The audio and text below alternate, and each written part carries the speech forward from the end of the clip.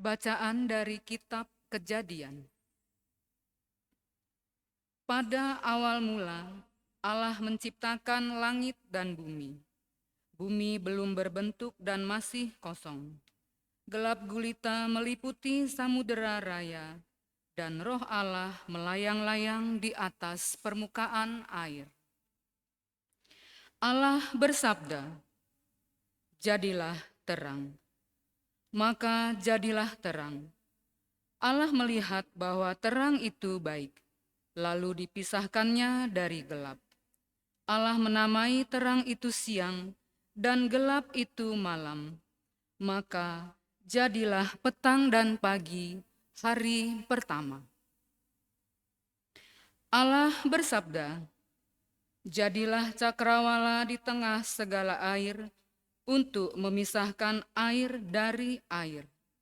Maka Allah menjadikan cakrawala, dan Ia memisahkan air di bawah cakrawala dari air di atasnya. Dan jadilah demikian. Allah menamai cakrawala itu langit. Maka jadilah petang dan pagi, hari kedua. Allah bersabda, "Hendaklah segala air di bawah langit berkumpul pada satu tempat, sehingga kelihatan yang kering." Dan jadilah demikian. Allah menamai yang kering itu darat, dan kumpulan air itu laut. Allah melihat bahwa semuanya itu baik. Allah bersabda, "Hendaklah tanah menumbuhkan tunas-tunas muda, tumbuh-tumbuhan yang berbiji, segala jenis pohon buah-buahan yang menghasilkan buah berbiji, supaya ada tumbuh-tumbuhan di bumi." Dan jadilah demikian.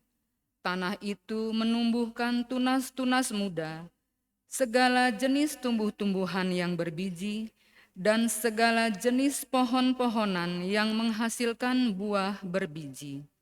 Allah melihat bahwa semuanya itu baik. Maka jadilah petang dan pagi, hari ketiga. Allah bersabda, "Jadilah benda-benda penerang di cakrawala untuk memisahkan siang dari malam. Biarlah benda-benda penerang itu menjadi tanda yang menunjukkan masa-masa yang tetap, menunjukkan hari dan tahun, dan sebagai penerang pada cakrawala. Biarlah benda-benda itu menerangi bumi." Dan jadilah demikian. Maka Allah menjadikan dua benda penerang yang besar, yakni yang lebih besar untuk menguasai siang, dan yang kecil untuk menguasai malam. Dan Allah menjadikan juga bintang-bintang. Semuanya itu ditaruh Allah di cakrawala untuk menerangi bumi, dan untuk menguasai siang dan malam, dan untuk memisahkan terang dari gelap. Allah melihat bahwa semuanya itu baik. Maka jadilah petang dan pagi, hari keempat. Demikianlah sabda Tuhan. Semoga Tuhan bersukacita atas karyanya.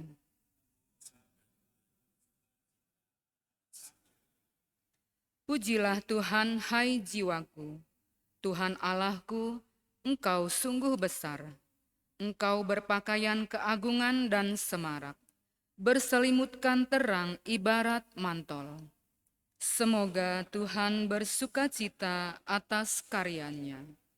Engkau telah mendasarkan bumi di atas tumpuannya, sehingga takkan goyah untuk selama-lamanya. Dengan samudera raya, bumi ini kau selubungi. Air telah naik melampaui gunung-gunung. Semoga Tuhan bersukacita atas karyanya.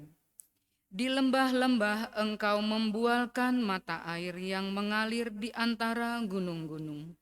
Burung-burung di udara bersarang di dekatnya, bersiul-siul dari antara dedaunan. Semoga Tuhan bersukacita atas karyanya. Betapa banyak karyamu ya Tuhan, semuanya kau buat dengan kebijaksanaan. Bumi penuh dengan ciptaanmu. Pujilah Tuhan, hai jiwaku. Semoga Tuhan bersukacita atas karyanya. Haleluya, haleluya, haleluya. Haleluya,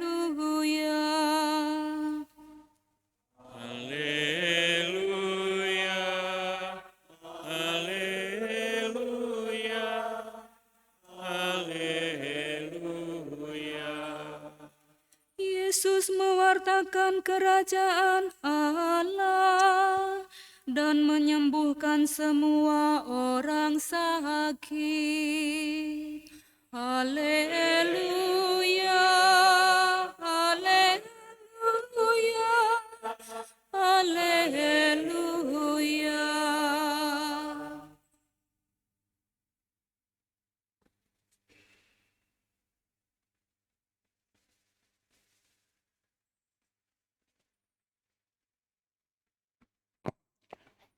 Tuhan bersamamu. Inilah Injil suci menurut Markus.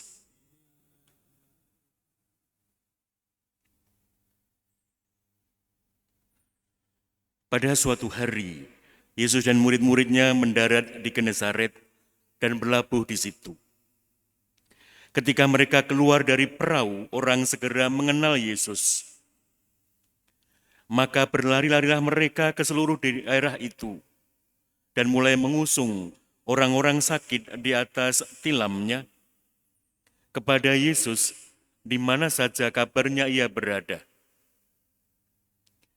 Kemanapun Yesus pergi, ke desa-desa, ke kota-kota, atau ke kampung-kampung, orang meletakkan orang-orang sakit di pasar dan memohon kepadanya supaya mereka diperkenankan hanya menjamah jumbai jubahnya saja. Dan semua orang yang menjamahnya menjadi sembuh.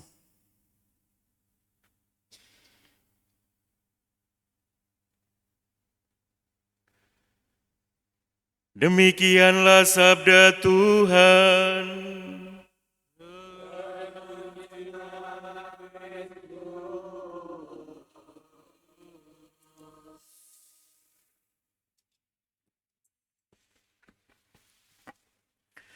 Para ibu, para bapak, saudara-saudari, teman-teman, adik-adik yang dikasihi dan mengasihi Tuhan.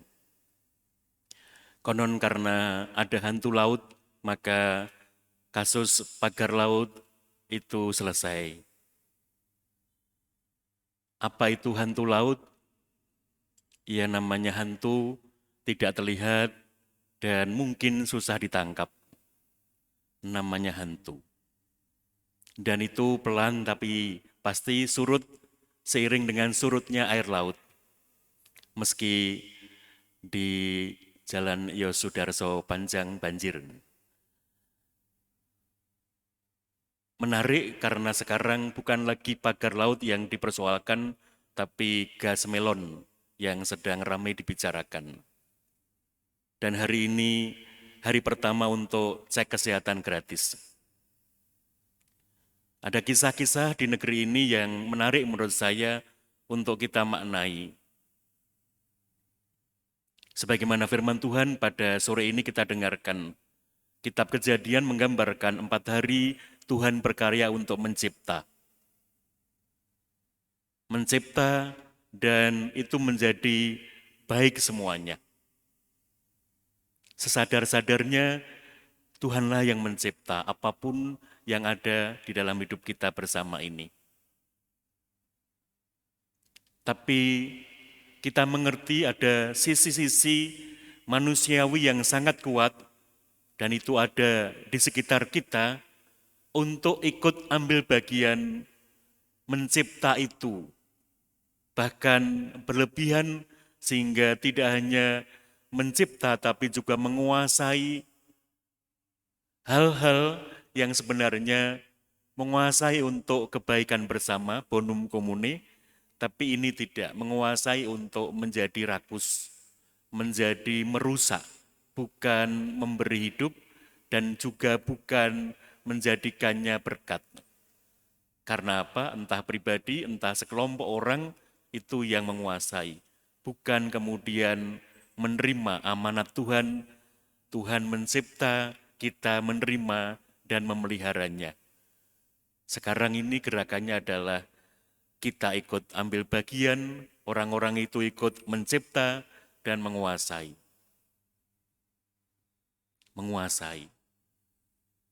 Makan siang gratis itu baru berjalan sekian waktu, tapi sudah ada banyak hal-hal yang menarik untuk kita lihat.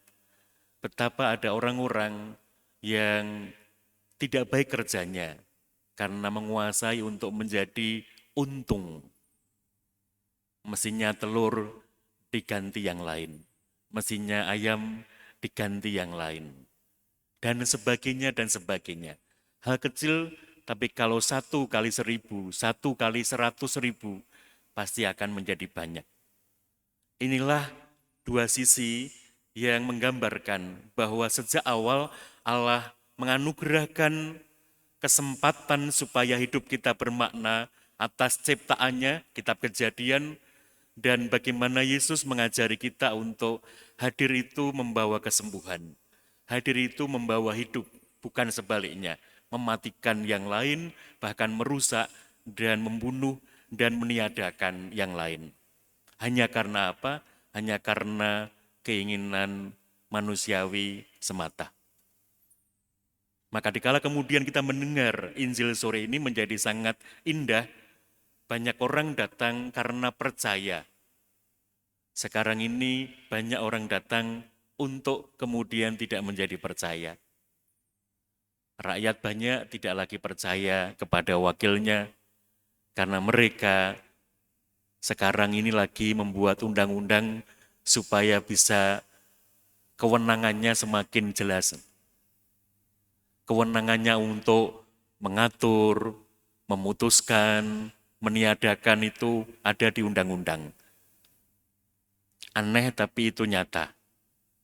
Selagi semakin hari kita semakin mengerti atas firman Tuhan ini, yang kemudian kita mesti harus merenungkan kembali bahwa saya dicipta oleh Tuhan untuk apa? Untuk meniadakan, menghilangkan, merusak, atau sebaliknya, memberi hidup, menyembuhkan, menggembirakan yang lain dengan cara hidup kita. Semoga poin yang kedua yang kita syukuri bersama, kita terberkati oleh Tuhan supaya hidup ini menjadi indah, menjadi membahagiakan yang lain, bukan hanya kita sendiri. Dan itu adalah sebagaimana Yesus membawa kegembiraan, karena siapapun yang sakit di desa-desa, kampung-kampung, kota-kota waktu itu dibawa dengan satu keyakinan. Tidak perlu berjumpa dengan Yesus, tapi menjamah jumbenya saja, jumbe jubahnya menjadi sembuh. Dan kuncinya adalah iman. Imanlah yang membuat kita mengerti hidup ini dipercayakan kepada kita oleh Tuhan. Semoga kita semua bersyukur karena kita adalah pribadi-pribadi yang terberkati. Amin.